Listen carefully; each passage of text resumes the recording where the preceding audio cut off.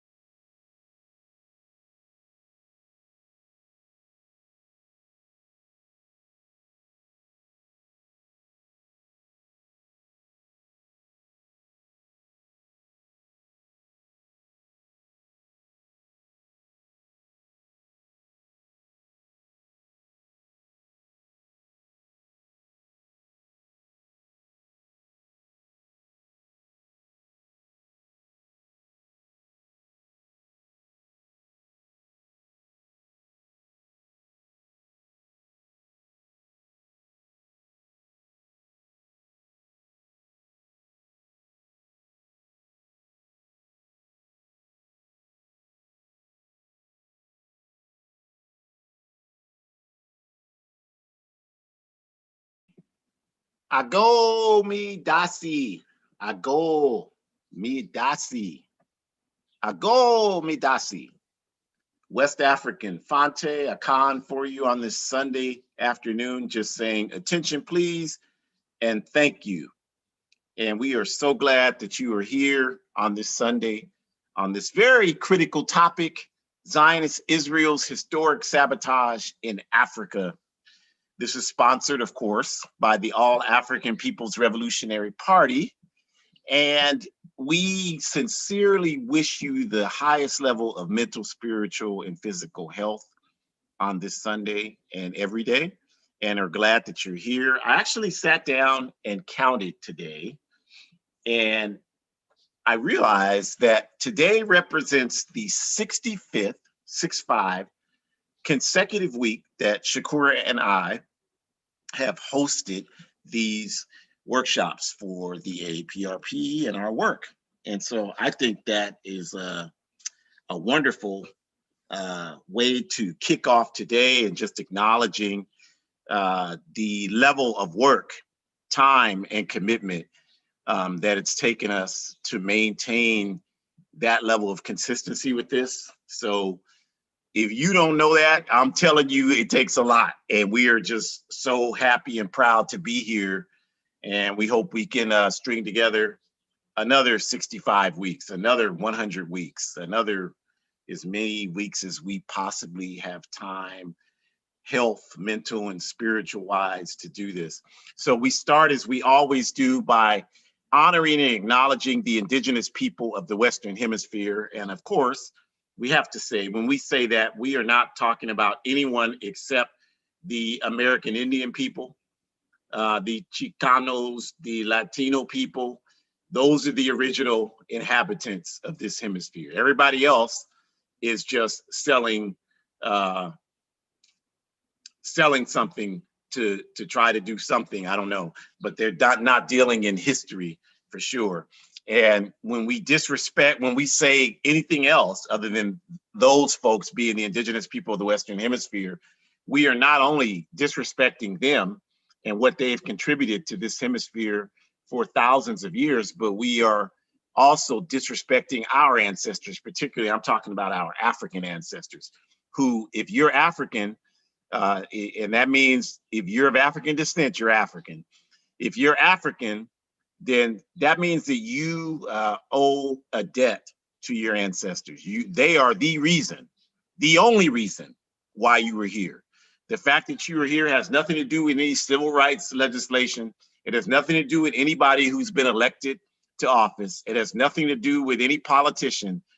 It has only to do with our ancestors, the masses of men, women, children, non-binary people who put their lives on the line, struggling for justice and fighting up against the oppression that was keeping us down.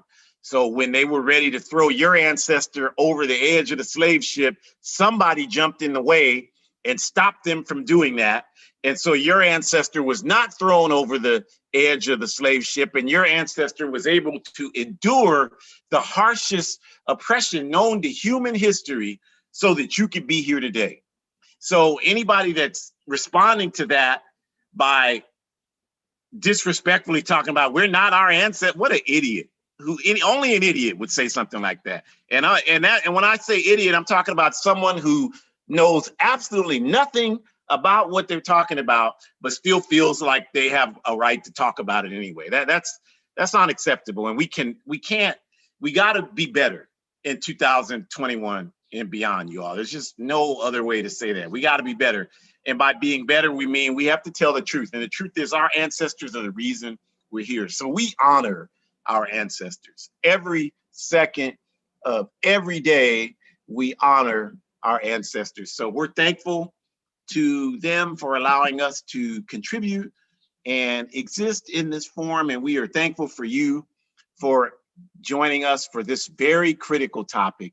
There's been a lot of focus on the Palestinian struggle in occupied Palestine, or what they call Israel, recently, as there should be. I mean, it's a disgraceful struggle. The struggle the Palestinians are waging in occupied Palestine is really the poster child issue in 2021 for white supremacy in the world. And it has been for quite some time, whether you know that or not. It has been that, without question. And so we want to talk about it from the standpoint today of the role that these Zionists, and we have seminars that we've done in the past on Zionism, defining what it is, explaining the difference. We actually have one entitled Zionism versus Judaism, understanding the differences. So if you don't know the difference between Zionism or Judaism, or you don't know what Zionism is, you should look at that workshop that we did about a year ago, Shukura and I, and that'll give you a lot of background. And there are a number of books. You can reach out to us, and we can certainly provide you with material that you can study that's talking about that, because it's very important that we understand that. And we're going to touch on it a little bit today, but we're going to talk specifically about how Zionist Israel has exploited Africa to sustain its ability to oppress the Palestinian people.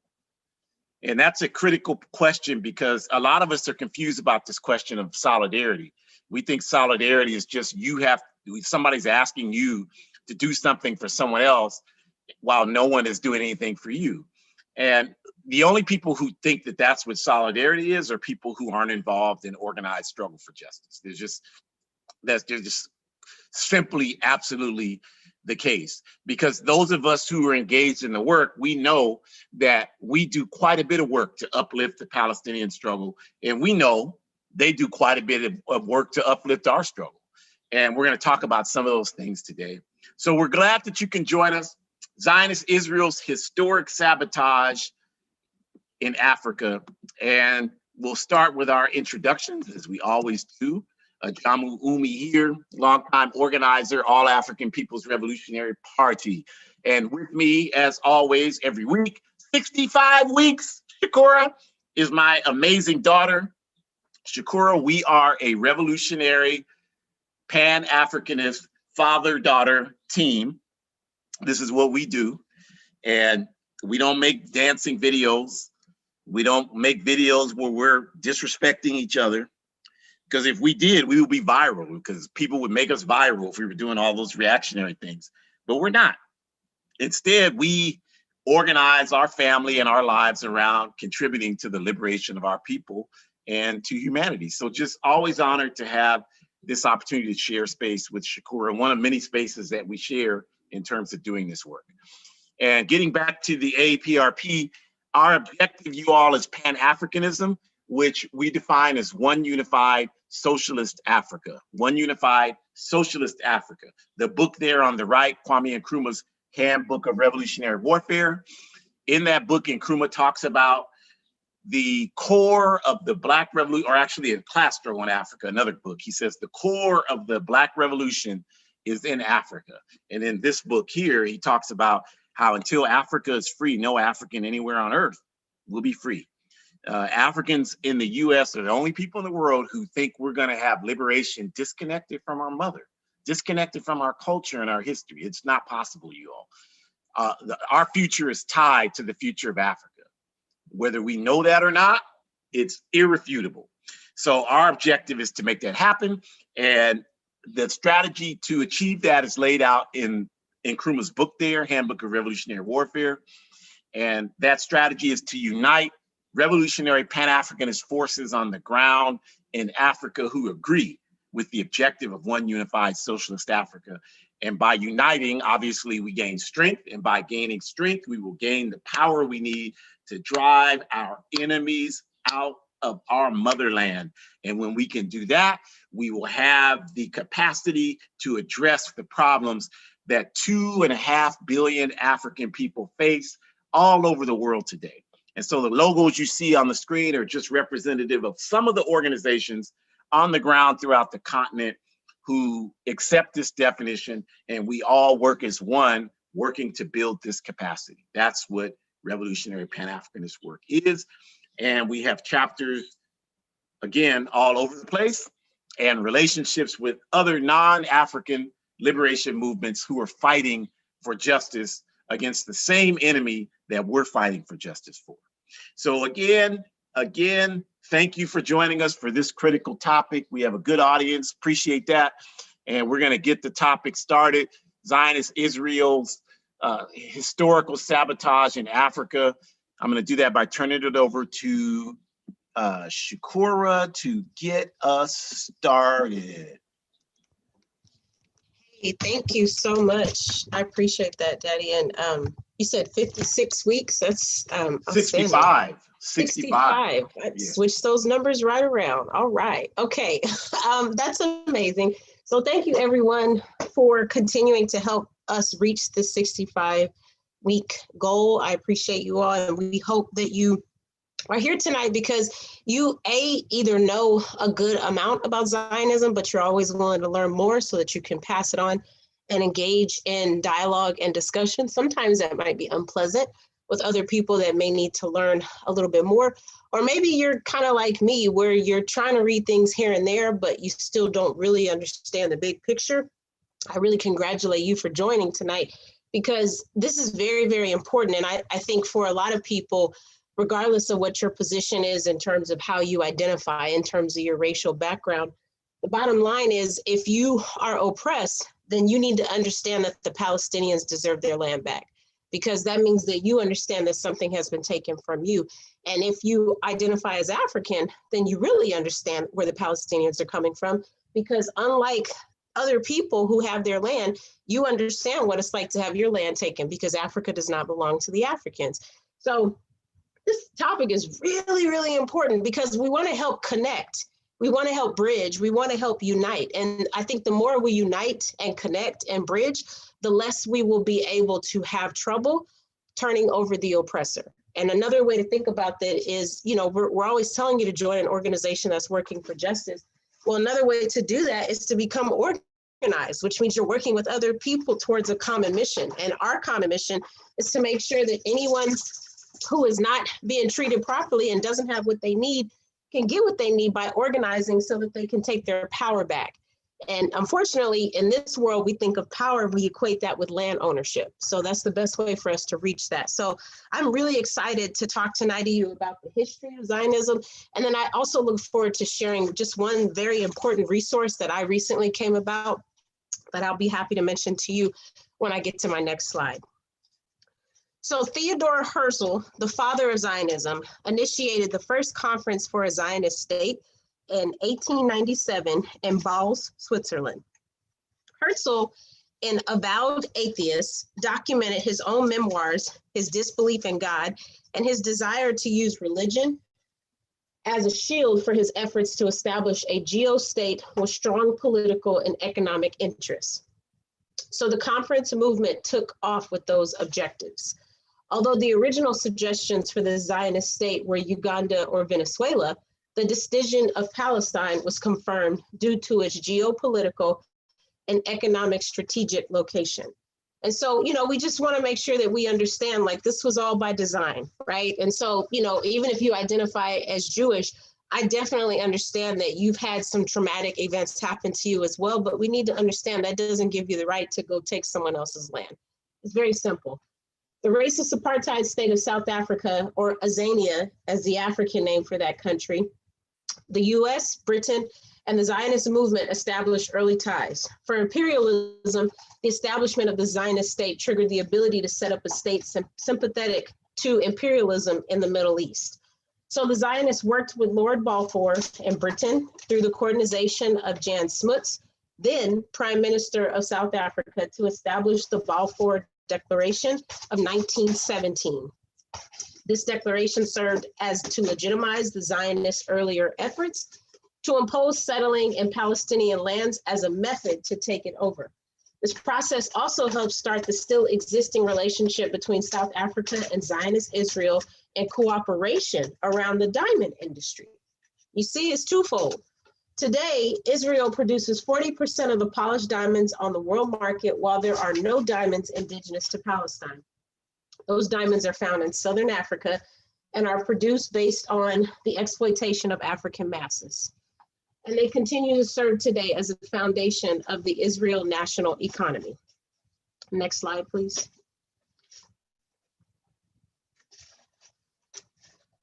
Okay, influenced by radical Pan-Africanists like Sekou Touré and Kwame Nkrumah, many African countries began to question Israel after the Six-Day War in 1967.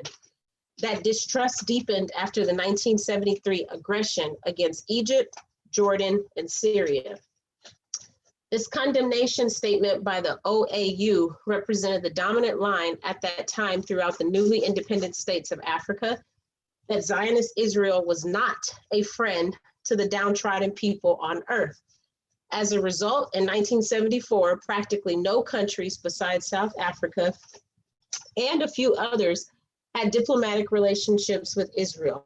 And I just want to continue to point out that the AAPRP actually published a document in, I just have it pulled up here, in 1986, where we have a brochure titled Smash Zionism. So if you're thinking of trying to research this more, I'm sure my dad has a list of books that you could read to learn more about Zionism. But I would just encourage you to start with the party's position, even though it was written in 1986. Unfortunately, a lot of what was written is still very much relevant and consistent and necessary to engage with in today's struggle, because not much has changed. In fact, things have actually gotten worse. So that's where I would start. Again, the brochure title is called Smash Zionism, and it was written by the party in 1986. This was our reading for work study a couple of months ago, and I really enjoyed it. It's a very easy read. It's probably about 10 pages, if that. And like I said, they just have simple concepts that they take and just make it so that anyone can understand it. And then I also would encourage you to just think about how we want to continue to organize and unite with other comrades who are faced in similar situations. So the Palestinians are no different from the indigenous people, because they too had their land stolen. The indigenous people are no different from the Africans, because they too had their land stolen. I just hope you all are seeing a connection of any colonist who has gone to another part of the world where they did not identify and took something that was not rightfully theirs. In this case, it's land, but it could have been jewels or oil or powder or other things. These things are not right. And we need to stand up against that. And the best way to do that is to help those people who do not have their land and do not own their land, help those people get their land back, which also means removing the unnecessary people that don't need to be there, unless in certain cases, the indigenous people are kind enough to let us stay. But for the most part, we should want to go back to where we come from, because we need to understand that we have value ourselves. And I think that's part of the problem with a lot of Africans is they don't see the value themselves. They've never been to Africa. They don't know literally how rich Africa is. I mean, emotionally and physically with material possessions. They don't understand how rich Africa is. So instead, they'd rather take someone else's treasure. And that's not a reality that I think is feasible for us as we continue to move forward. In fact, I think that's only going to enhance the confusion and make things worse for us. So I would definitely encourage you to read Smash Zionism and continue to think about this. And also, like, just another very simple thing, and I'll pass it back over to my dad. Unfortunately, you all, we have to understand that there are many, many, many people who are in favor of Zionism. So a lot of people that not we, but a lot of people that you all have voted for, in fact, okay, have come out and said that they are in favor of Zionism. And there's certain groups that still exist, like BASIC, for example. And so that stands for a group of Africans who understand that they are in support of Israel and its decision to take over Palestinian land, occupy Palestine. So we just want to make sure that we're really thinking about that, because I personally can't have any heroes who are taking someone else's ownership. That's because that would be a direct violation of myself, because I personally understand the harm that has done to me because of what I've experienced. So I can have empathy and maybe sympathy and understanding how someone else may feel with that too, okay? So just think about that and continue to rise up, continue to be critical and ask questions, especially if something you know doesn't make sense. That probably means it was done in violation of someone else's rights. Thank you.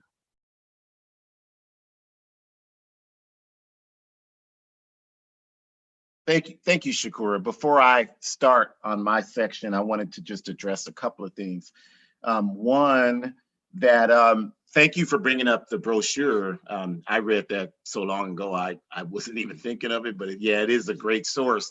And if you have that, is it PDF that you have it in? That you all had it for your work study? Yes. Yes. Okay, so if you all reach out to us, www.abetterworld.me, if you want it, we can send it to you. So let us know. I'll give you that link again at the end. You'll be able to have that. And the other thing is that someone, Lindsay wrote in the comments, diamonds, like as a question. And so maybe that was not clear to folks. So we just want to make sure that it is. And that when we say that the diamond industry established through the Balfour Declaration, the real axis of evil historically has been the United Snakes of America, the Zionist state of Israel, and the apartheid government of Tanzania, South Africa. And so the Balfour Declaration cemented that relationship, and the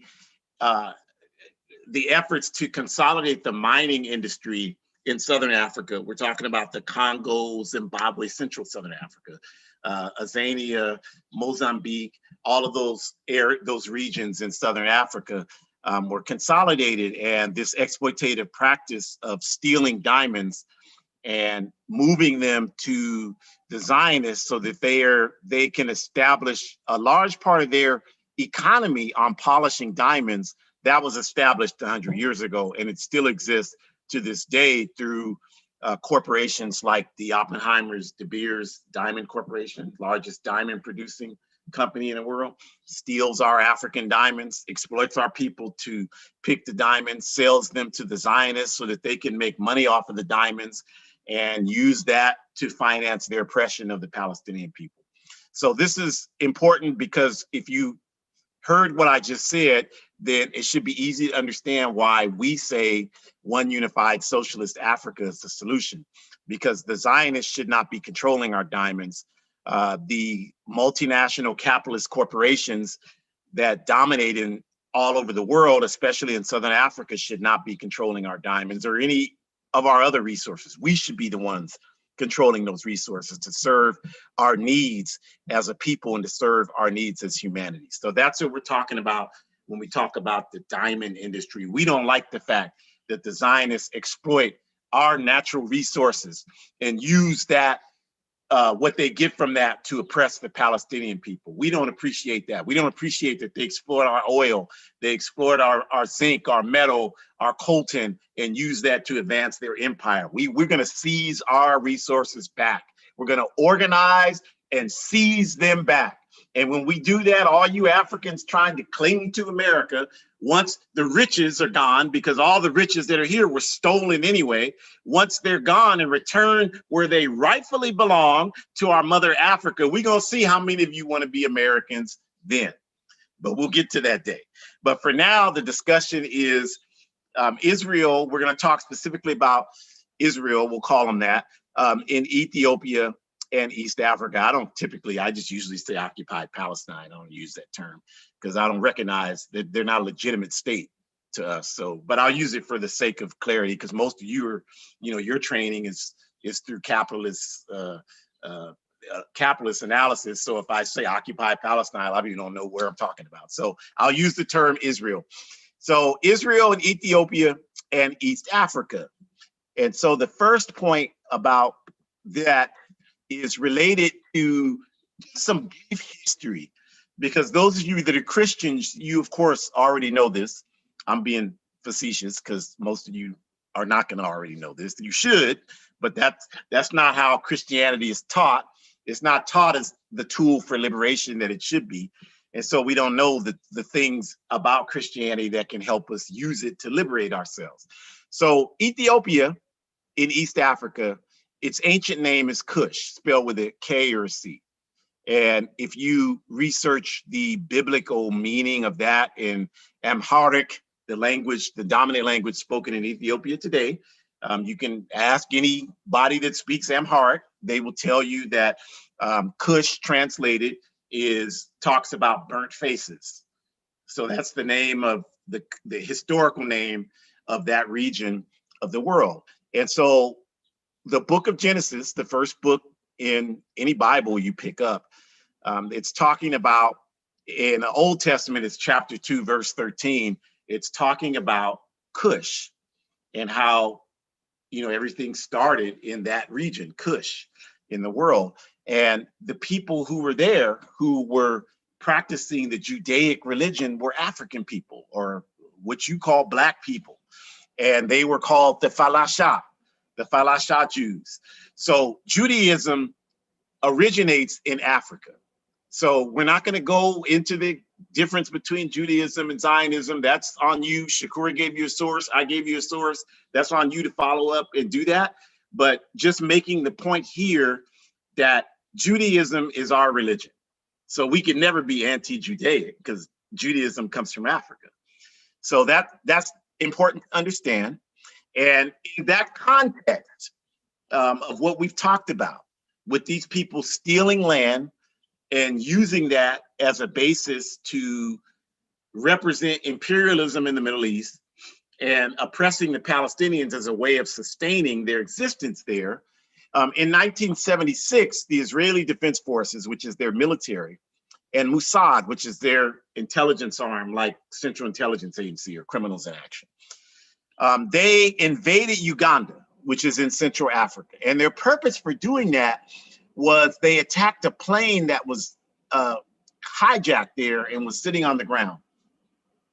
And at the Entebbe airport, and Entebbe is a town in Uganda that's close to the large city of Kampala in Uganda. And the reason why the Zionist Israeli Defense Forces did that is their claim was that there were Palestinian resistance fighters on that plane.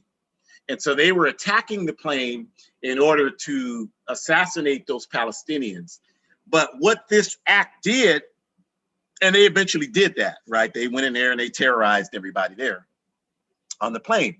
But what this did is it established the modern day physical relationship of Zionist Israel in Africa, because their basis for carrying out this action that they carried out in 1976 was that, well, there's terrorism. They're using these anti-Semitic terrorists. This is what they say. This is what you hear on the news. You can turn on the news right now and they'll say the same thing. These anti-Semitic terrorists are using Africa as a base to attack Israel. And so that was the basis that they used, and this incident represented their initial effort to utilize that strategy to get into Africa and use Africa as a base to engage their terrorist efforts. Okay.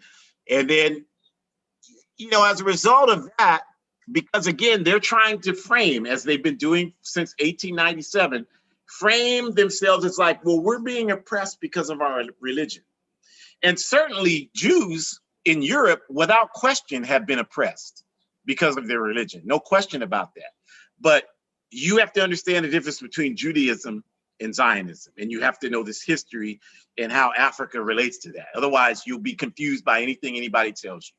So what we'll just say right now, because we can't do your work for you. You gotta understand that. You gotta look at that and get engaged and join organizations that study that and get an understanding of it. But what we'll tell you just for right now is that the imperialism made that effort in 1897 to establish, like, okay, this is going to be a land based on religion, because they understood that if people thought, well, this is God's plan to give this land to these people, then that justifies it. So that's been the cover that they've been utilizing since 1897 to justify the Zionist occupation of Palestine. And that propaganda never ceases. And so during this time in 1976, they continue this propaganda. So they had a number of films that were designed to portray these Israeli Zionists as the heroes and, these Palestinians as terrorists. That was the whole purpose of that. So in 1977, they had a film called Raid on Entebbe. And the whole purpose of that was to promote that reactionary narrative, that these Zionists were heroes and they were stomping out terrorism. Okay. And then they've had several remakes of that movie. And in 2018, the poster on the left is the latest version of that Zionist propaganda called Entebbe. And, I don't know if you all watch these movies, you probably know some of these people that starred in it. But the point is that they are constantly propagandizing in a way that's designed to normalize Zionist occupation of Palestine. And as it relates to Africa, what they were doing is normalizing Zionist Israel operating in Africa as a justification to fight against terrorist efforts that were anti-Semitic and anti-Judaic. That's what they wanted everybody to believe. And you can't say it has not worked, because today most people are thoroughly confused about the difference between Zionism and Judaism. And most people believe that the Zionists have the right to function in Africa the way they do because their country is under threat by people that don't like Jews, because that's the propaganda that you've been fed. And unless you've been engaged in a consistent process to study against that propaganda, then there's no way you're going to be able to convince me that on some level you don't believe some of what I just got through saying. So they have their propaganda effort designed to do that and make them the saviors in Africa. And, you know, this cinema, it happens as a part of their overall effort to appeal to your consciousness, which is what, again, they've been doing this for since 1897, that all we're trying to do is return home. And these people are trying to terrorize us, talking about the Palestinians, for trying to return home. So that's like saying you go into your neighbor's house, steal their house, kick them out, hold them hostage, and then they escape and they try to get you out of their house so they can get their house back, and you accuse them of, well, they're trying to terrorize us and all we're trying to do is live in peace. That's what's happening, you all. But because you don't know the history, you don't know that they came into, that these people went into other people's houses and stole their house. You believe them because that's the only voice you've heard. And it never occurred to you, well, I wonder what the Palestinians have to say about that. It never occurred to you, I wonder what the indigenous people of the Western Hemisphere have to say about Mount Rushmore. It never occurred to you, I wonder what conscious African people have to say about slavery and reparations. Not just random individual African people that just see dollar signs in their bank account. I'm talking about people who are involved in our liberation. Never occurs to say, I wonder what they think. That would be the best source to get a valid perspective on what's going on with this situation. So these are some of the reasons, you all, why we just simply have to combat this backward confusion. Well, let's talk specifically about Zionist Israel in East Africa. Okay, so this Zionist incursion in Uganda, as I mentioned, it opened the door for other such intrusions throughout Africa. And one of those that resulted from that was Zionist Israel building a relationship with the Ethiopian regime at that time in the mid-70s of Mengistu Haile Mariam. Now, the significance of that is Mengistu Haile Mariam was an opportunist. But again, most people don't study history, don't study philosophy, don't study anything. So Western imperialism labeled Mengistu Haile Mariam as a Marxist-Leninist and a socialist. If you look at the history, that's what they did. And because we don't know, if a Marxist-Leninist walked up to 99% of us and slapped us in the face, we wouldn't know what they were. We believed it. Oh yeah, that's communism. They're communists have taken over Ethiopia. And it's not all your fault for believing that, because there's a lot of confusion in the world. Even socialist Cuba, as honored and respected as they have earned the right to be, they went into developing a relationship with Mengistu Haile Mariam, because you have to realize at that time, a lot of these types of movements were just arising everywhere, and people would proclaim themselves to be, we're this. And, you know, people oftentimes accepted that at face value. With the point is, Mengistu Haile Mariam was nothing but a crook. He was not a Marxist-Leninist. He was not a socialist. He was not any of that. He was just an opportunistic neo-colonialist leader, one of a long line of many in Africa, who was trying to use whatever vehicle he could to establish and maintain his power in Ethiopia. And what ended up happening is, as the left, the socialist movement began to realize that, they began to back away from maintaining any type of relationship with Mengistu. And so once that began to happen, he immediately showed his true colors. Well, I'm nothing but an opportunistic neo-colonial leader, what I've always been. And so he began to establish these relationships with Zionist Israel, saying, hey, you know, I know you have an interest in operating in Africa, and I don't really care what your interest is, as long as you are willing to pay us, then we will allow you real estate here in Ethiopia to do your evil bidding. And so that's exactly what happened. And so Israel established this relationship with the Mengistu regime in Ethiopia, and they began to funnel arms into Ethiopia and establish this thing where Ethiopia began to be Zionist Israel's police officer in East Africa. And the reason why the Zionists wanted to establish this relationship with Ethiopia is that during that time, Ethiopia was engaged in a 30-year war with the Eritrean people. And again, if you don't know this history, you got to study this, because it's the history of the people of Eritrea saying that we are a nation of people and we want to have our own nation. We don't want to be a part of Ethiopia. So they established that movement, and they were fighting the Eritrean People's Liberation Front. They had a number of organizations that were leading the way.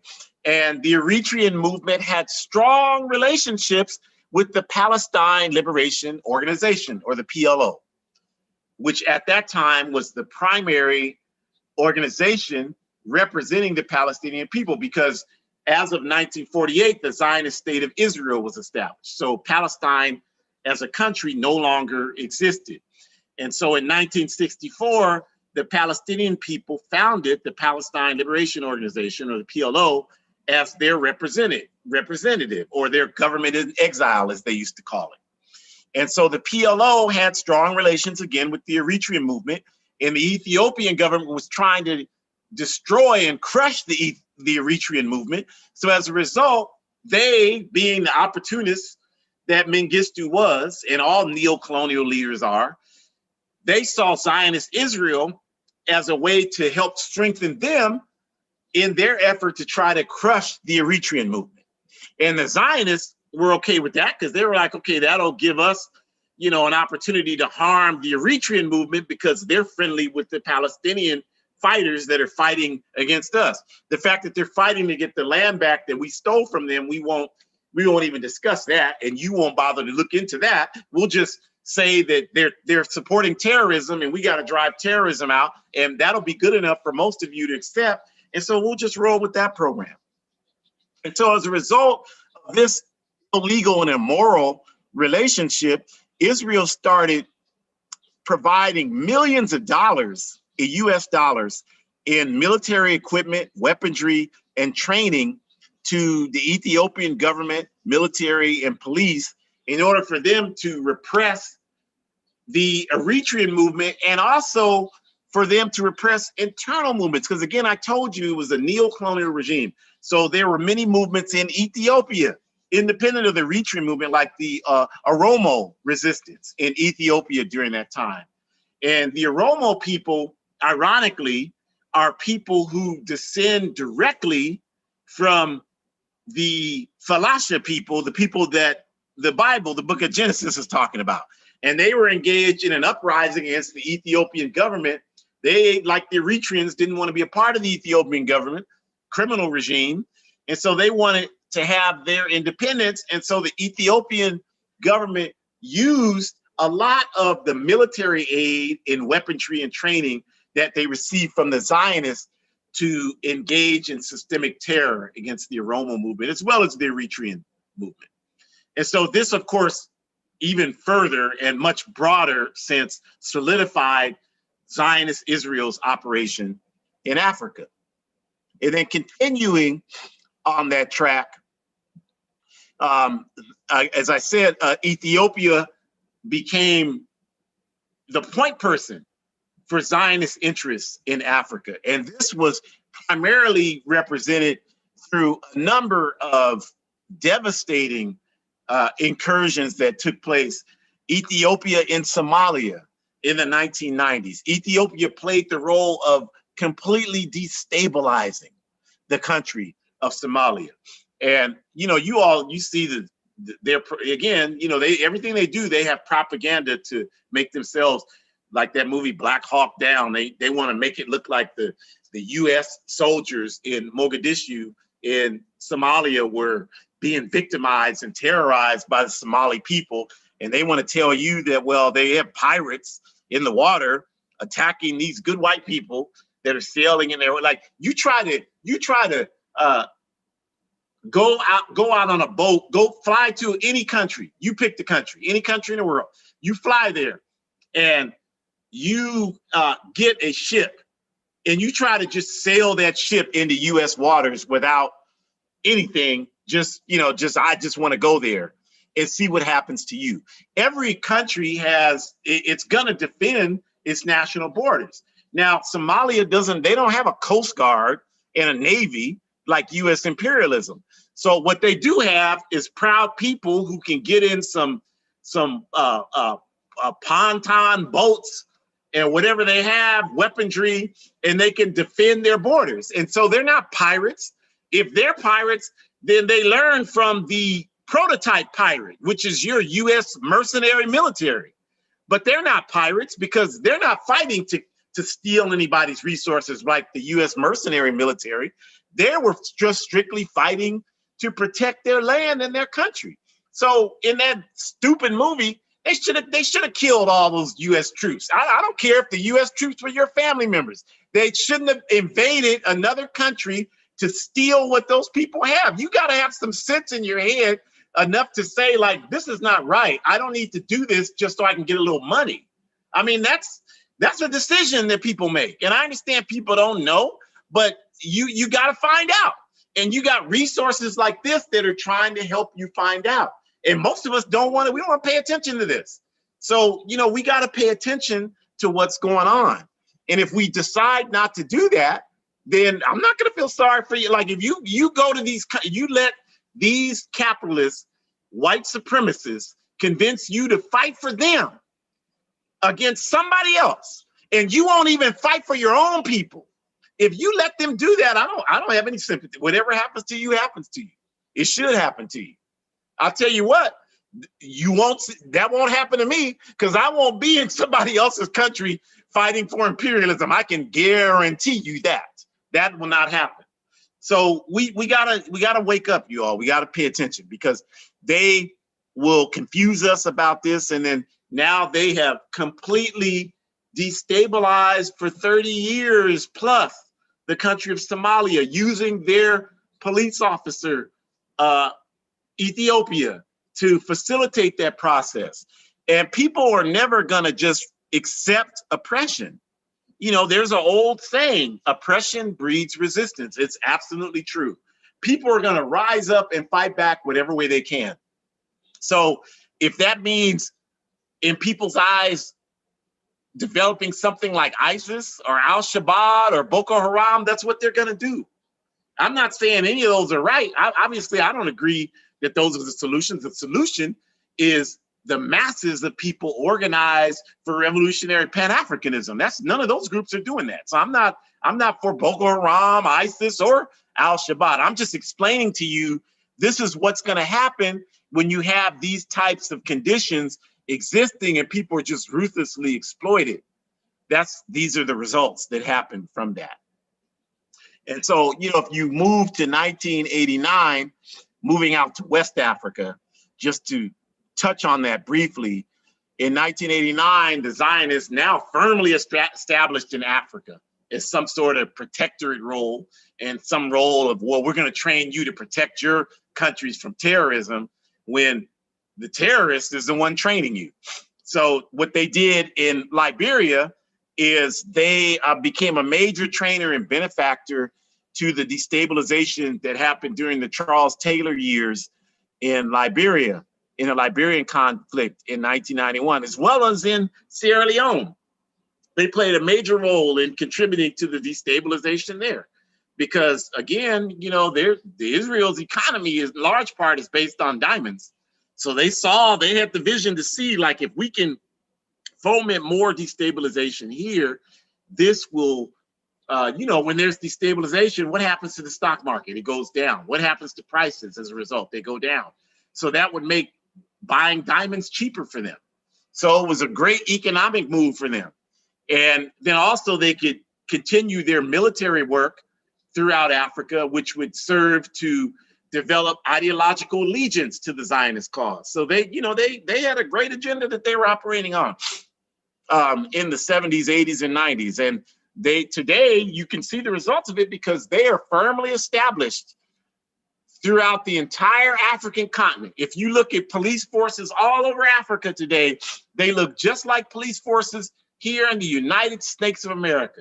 They all know Krav Maga, which is the hand-to-hand combat fighting mechanism that's utilized by the Israeli Defense Forces in Zionist Israel. Krav Maga is all over Africa. So this is what they wanted to do, is establish this so that they could know, well, we don't have to worry about, our diamond industry is going to be uninterrupted, and we're not going to have to worry about any of these Palestinians who are fighting for legitimate liberation against us having the opportunity to use Africa as a landing spot, as a staging area to wage attacks against us. We don't have to worry about any of that. And so that's why we need a free Africa, so that we can give the Palestinians everything they need to wage war against those terrorists. If you look at the 1998 bombings, this is a result of what I just got through talking about. The oppressive conditions, the exploitation of the masses of people to support industry, to support the stabilization of injustice through Zionism, created a great deal of anger throughout the African continent from the masses of people, because it's the people in power, the neo-colonials, that have these relationships. The masses of people don't have relationships with Zionist Israel. They just suffer as a result of these policies, just as the masses of people suffer as the result of imperialist policies all over the planet Earth. So these groups that emerged, that I mentioned, Al-Shabaab, ISIS. So in 1998, these groups, these bombings that took place at U.S. embassies in Nairobi, Kenya, and Dar es Salaam, Tanzania, where at the U.S. embassies, hundreds of people were killed, right? So what this did was just really consolidate and affirm the Zionist propaganda that, well, see, this is what we've been saying all along. We're here in Africa to try to stop this type of terrorism from happening. So now, we really want to offer you the opportunity to allow us to step up our training. Krav Maga, we can bring in weapons, we can bring in training, we can do all of this to train you to watch out for these people so that we can make sure something like this never happens again. So on the surface, that sounds like they're really, playing the good guy in Africa. But the reality, their agenda is that they want to create people who support their existence. That's the only thing that drives them. They're not like socialist Cuba, where they send thousands of people to countries to help people get well. Zionist Israel has never done anything like that. They're all about protecting their interests because they know their existence is an illegal one and it's constantly under threat. So everything they do in Africa is designed simply to do that, nothing else, simply to do that, nothing else. So that's why they were able to convince people, and now they've got these inroads. And so people see themselves, and if you go to Africa, if you go to countries in Africa today, and you go on the streets, you'll see all these people with Zionist flags, the flag of Israel, because the consciousness has changed where people see Zionist Israel as a positive thing. It's a struggle. It's dialectical. It's not all one thing. It's not all another thing. There are certainly, as I said, millions of people who clearly recognize Zionism is evil, but there are also people who fall prey to the propaganda. So this is the challenge and the struggle that we're engaged in. And then another element, a final element, is Zionism. It recognizes something that most Africans in the U.S. don't recognize. And what Zionism recognizes is that it needs to maintain, control, and continue to exploit Africa in order to sustain its existence. And so they know that one of the primary ways they're going to be able to do that is by keeping and continuing the ignorance that is dominant among the masses of African people on earth today. And what I mean by that is, as long as the majority of African people in the world, in the US, think only what's happening in the US is all that matters. In Canada, only in Canada. In Germany, only in Germany. In Britain, only in Britain. Only in Jamaica, only in Jamaica. As long as we continue to have that consciousness, which is the dominant consciousness that we have today, we will not see the importance and necessity for Africa's freedom to be the key to our freedom, no matter where we are on earth. And as long as we don't see that, then we're not going to organize and fight for that. And as long as we don't do that, then that paves the way for Zionist Israel to continue to exist and exploit Africa the way it does. So since they understand that, one of the tactics they use is not only just exploiting Africa, but exploiting African people and movements around the world, because they recognize that these movements are going to expose who they are to our people. So when they tell you Louis Farrakhan's anti-Semitic, you know, in 1991, the Anti-Defamation League, which is a Zionist organization here in the United States, we call them the ADL, Anti-Defamation League. We call them the African Death League. So in 1991, they produced a report, anti-Semitic black demagogues and hate mongers. And you can look it up online, it's there. Anti-Semitic black demagogues and hate mongers, the ADL, Anti-Defamation League. And they said at that time, the All African People's Revolutionary Party was the most, quote, Zionist, anti-Zionist organization in the US, unquote. That's an honor. And I want to do what I can, and we want to do what we can to sustain that honor in 2021 and beyond. But what was going on is that the Zionist movement here engages in systemic attacks against the African liberation movement. They've been doing it forever. They did it in the 1920s, where they forged a false relationship with Marcus Garvey, and they appealed to our legitimate desire to go home to Africa, and told us, well, we're a national liberation movement too. We're going home to our home in Israel. But when we say we're going home to Africa, we're not talking about stealing land. We're talking about returning the stolen people to the land they belong to. If we don't do that physically, at least spiritually and philosophically, that's what we're talking about. They're talking about stealing some people's land. So because they recognize that we wake up and understand that contradiction, then we began to become anti-Zionist. And we saw this with the Nation of Islam. We saw this with the Student Nonviolent Coordinating Committee. We've seen this with the All African People's Revolutionary Party, the Black Alliance for Peace, and many African organizations in the US. And so this is the reason, you all, that Zionist organizations come out against us. You know, I used to organize security for Kwame Ture when he was living, when he would come through Northern California. And there were many times when we had physical confrontations where blows were thrown with these Zionists when he spoke, because they would try to disrupt his speech, and we weren't having that. And many times we would go out, and coming there to stand shoulder to shoulder with us were the Fruit of Islam from the Nation of Islam to fight these Zionists. So you can't tell me nothing about the Nation of Islam, because I've stood shoulder to shoulder with them when, if they weren't there, I would have probably lost my life.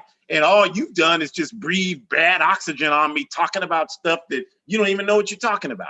So, you know, we're here to organize our people. We understand the contradictions in the APRP, in the Nation of Islam, and in every African organization. But we know that we can't solve those contradictions without having relationships with the people in the organizations to work with them to solve them. We don't believe in idealism like a lot of folks did, like, well, if we just criticize somebody we don't know, they'll change. That's not how that happens. So we'll continue to do our work. But the point here is that Zionism has never stopped attacking our movements here in the US because they recognize that as we expose the contradiction, it makes it harder for them to maintain what they're doing in Africa and certainly to the Palestinian people in occupied Palestine. So, you know, again, I think we will just always have this part where we say the same thing. And that same thing is that we've got to get people in organizations working for justice. We've got to continue to do that. I know that some of you are in organizations, but I also know that most of you are not in organizations. And some of you that say you're in organizations, you don't act like you're in organizations. Because when I say people in organizations, I'm talking about people who do work with people, not have everybody do what you want them to do. That's not an organization. That's a hierarchical tyranny. I'm talking about collective mass organizations with collective input.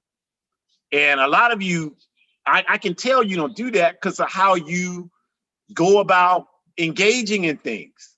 Like you don't have a experience figuring things out. You don't know how to work through adversity. You don't do that. So, you know, people get on Facebook and say things like, nobody want, you know, people need to get serious about movement. This person did this. When you do that stuff, I immediately like, okay, this person, they don't know what they're doing. Because you think that the problem is going to change by you doing that.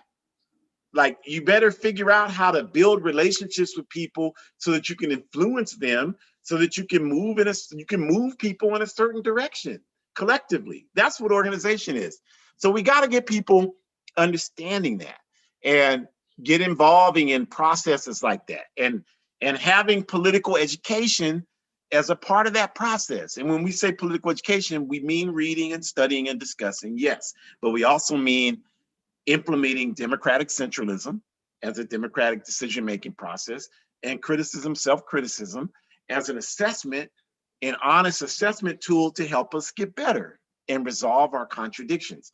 So we need people to start doing that, because when we do that, then we won't have to say, well, you know, you got to know the difference between Zionism and Judaism, because you'll be studying it. You'll know it on a consistent basis. We won't have to talk about the history of this and that, and you know, you don't know and doesn't make sense. You're lost. We can eliminate that. It'll take us to a higher level. The reason why we're not is because we got a few people that are trying to study and understand stuff, and most people are, you know, watching 90 Day Fiance. And so, well, how the hell are you going to understand the forces that impact our lives if that's what you spend most of your time? I'm not saying you can't have fun. Everybody should have fun, but you gotta balance out that fun with some serious work for the liberation of our people. That's what's missing. It's not a problem having people know how to have fun, have a good time. People are doing that, and you should do that, but you should balance that out with organizing for justice and liberation. That's the part we got to fix. That's the part that's missing. So we want to invite you. We have a number of resources to help you do that, of course. First, we have, if you want to know more about how you can join the All African People's Revolutionary Party, we certainly invite you to do that. Come to aprp-intl.org, and you can go to abetterworld.me, which I have there in the middle on the left, if you want the anti-Zionism brochure Shukura talked about. But you know, we don't really, it doesn't do any good for us to send it to you as an individual and you just read it, and then you know, you can talk like you know something now, but you don't do anything with the knowledge. That's not why don't waste our time. We want you to get organized and use the material to build something, not just to enhance your intellectual ego. That's not what we're about. We're about organization. And so go to hoodcommunist.org. We have wonderful articles there, a number of outstanding articles this past week running. Please check that out. We have a number of broadcasts. This is not the only one. The APRP Pantula broadcast Mondays at 6 Eastern time from the East Coast of the United States. The Forward Ever podcast on Saturdays. Revolutionary African Women is going to be highlighting Kwame Ture around his birthday on the last Saturday in June this month. And actually, our comrades in New Mexico, APRP Weekly Newscast, I'm going to be a guest on there this Thursday, 11 a.m. Mountain Time, myself and a brother in our APRP chapter there, Comrade Jamari. The two of us are going to be having a discussion about patriarchy. So there's going to be a lot going on about patriarchy this week. So we want to ask you to check it out. And then also next Sunday, June 20th, 4 to 5, we're going to be talking about, Shukura and I, the myths and truths around nationalism and patriarchy. What is good about nationalism? What is bad about nationalism? How is patriarchy, because there's the good in patriarchy is negligible, meaning if whatever there is, it's so small, it's not even worth talking about. We're going to talk about patriarchy as an oppressive system against women and women identifying people. So we want to ask you to tune in for that. And then we also want to encourage you to get with people and read my book, A Guide for Organizing Defense Against White Supremacist, Patriarchal, and Fascist Violence. It's only $8 US. Paperback, it's only $5 digital. And it's a tool. If you don't know how to get organized, it's a tool to help you do that. So we encourage you to get with people, read that. I will work with you to help you. If you do that, if you call me, and I have this is happening a lot. You know, people call me. We have 15 people. We read your. It doesn't matter who you are. There's some European people in Maine. They read the book and they want me to do a workshop with them next week on the book. I'm doing it. They're trying to organize. Doesn't matter who you are. It doesn't matter. We're trying to get free for humanity. So do that. And I just want to read. There's a couple of really interesting comments. Our comrade Nico from the American Indian movement is talking about Manifest Destiny was used on Turtle Island, folks. Absolutely, that is exactly how they did it. They lie, they create this lie, and they tell the lie so often that, you know, it after a while it passes as truth, and then it begins to be the narrative, and we don't even accept it. We just operate on it. Well, I'm an African American. Well, every time you say that, you're saying you agree, whether you mean to or not is irrelevant. You're saying you agree with the theft of the indigenous land. You call me an African American, that's an insult to me. And I will let you know, I ain't no American. I'm trying to destroy America because America has been trying to destroy me. So that's very good. And then we got our comrade, Brother Saini, who's watching from home, from Gambia. Greetings, African. And Saini is talking about how the Zionists have infiltrated us. They've rewritten the books to undermine their lie, and that Zionism is a political movement and philosophy, and Judaism is a religion from Africa. Yes, thank you, Brother Saini. That's a good brother. Glad to see that you're at home. I will be joining you soon in Africa as soon as I can get there. And we thank you all for tuning in. We appreciate you. Please come back next week. Please sign in to all of these broadcasts. Join us on Thursday on our Comrades New Mexico broadcast, and we talk about patriarchy and a lot of other wonderful things. Continue to buy the book. You all are buying it. I'm exhausted from working with people. I am not complaining. Bring it on. This is why I wrote it. This is what I wanted, and it is happening, and I'm able to do work. And I'm glad to help us get organized. So buy the book and let's talk about it. Forward ever, backwards never. We hope you got something out of this today. We hope that you continue to find the inspiration to do the work so that we can get free, you all. That's all we're trying to do. So stay strong, join an organization, smash patriarchy, smash white supremacy, and capitalism. You already know it's got to go. Have a great rest of your Sunday evening.